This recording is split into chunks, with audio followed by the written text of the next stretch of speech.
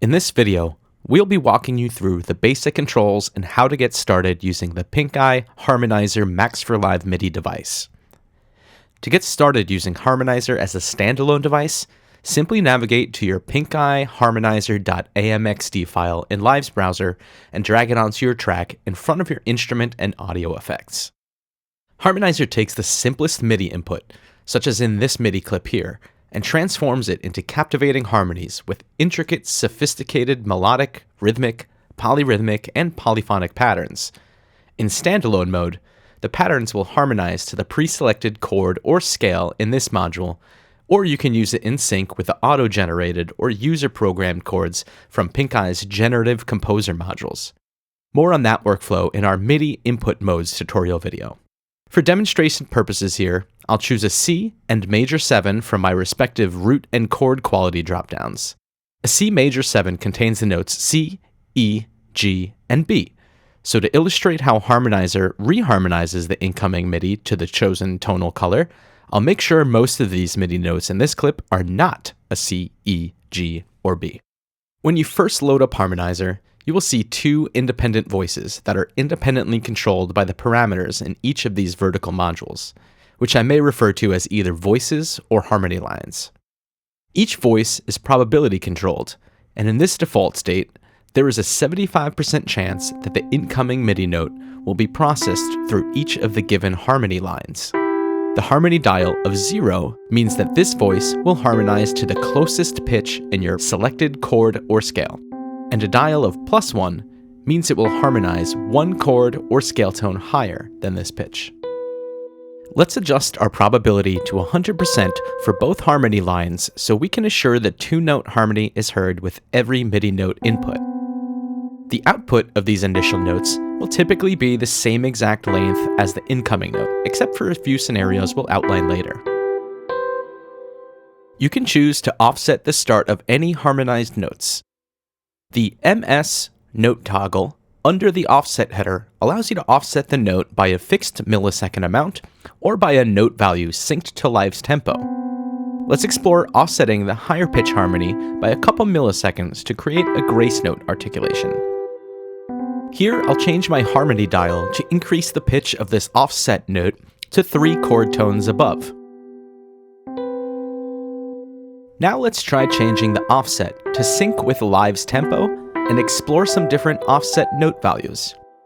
I'll activate the metronome to give more rhythmic context and play around with these harmony and sync offset parameters.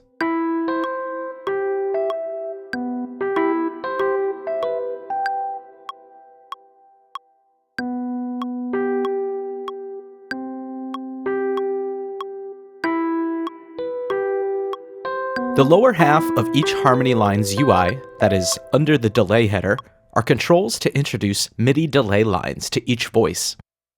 The millisecond sync toggle controls function similarly to the respective offset controls, but instead change the spacing and note length of each successive delayed note. The velocity of each successive delayed note is reduced by their percentage in the feedback dial until the velocity of 0 is reached. So, like with most audio delay devices, the higher the feedback percentage, the longer the delayed notes stick around. The velocity sensitivity of your synthesizer or sampler play an important role in shaping the effect of these controls on the resulting sound. The lower velocity sensitivity, the more similar the loudness and intensity of your delayed notes as compared to your incoming note. The higher the sensitivity, the greater the difference. Here I'm using Live's Velocity MIDI device to demonstrate this for you. Changes to the leap dial affect the pitch of each successive note in the MIDI delay line, such that a leap of 1 increases the pitch of each successive note by 1 chord or scale tone, until you surpass the upper and lower bounds of your standard 88-key MIDI keyboard. So, it's possible you no longer hear notes on your delay line if you have a high feedback percentage, but the delayed notes go beyond our musical pitch range.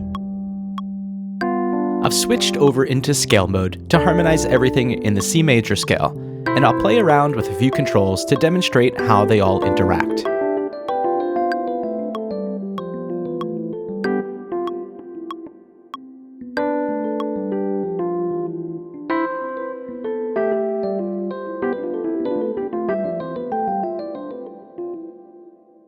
The icons in the lower bar of each harmony line, add, copy, randomize, mute, and remove from right to left, make it extremely easy and fun to engage with different possibilities.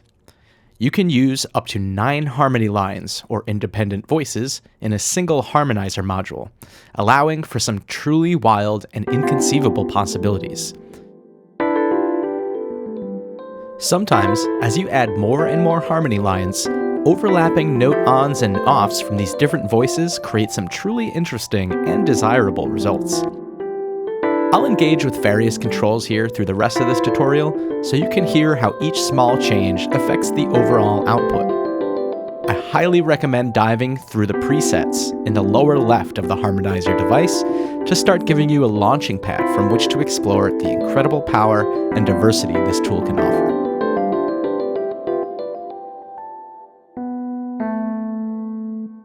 To learn more about how to use Harmonizer with 4Chamber Sound's flagship product, PinkAI Generative Composer, check out our Harmonizer tutorial on MIDI input modes.